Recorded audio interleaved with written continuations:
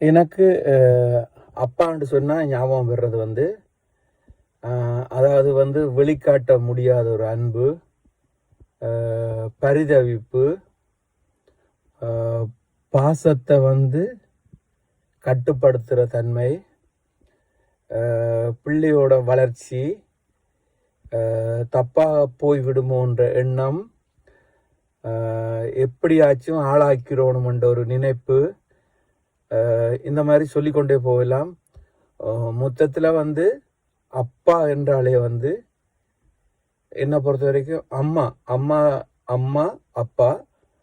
ஆனால் அம்மாவோட அன்பு வந்து வெளிப்படையாக பல இடங்களில் தெரியும். ஆனால் அப்பாவோட அன்பு வந்து தெரியாது. ஆனால் அது வந்து தெரிஞ்சு கொள்வது வந்து மிக மிக கஷ்டம். சில சமயங்களில் வந்து அளவுக்கு மீறி போகும்போது, பிள்ளைகளை வந்து என்ன செய்யறன்னு தெரியாத ஒரு நிலை வரும்போது அவர்களுக்குள்ள அந்த அன்பு வந்து இந்த கட்டுக்கடங்காமல் வந்துடும். அந்த மாதிரி நேரங்களில் வந்து நீங்கள் கவனித்து கொள்ளலாம். மற்றபடி பிள்ளைகளை எப்படியாச்சும் ஆளாக்கிறோன்ற ஒரு எண்ணம் தான் அப்பா மனசு.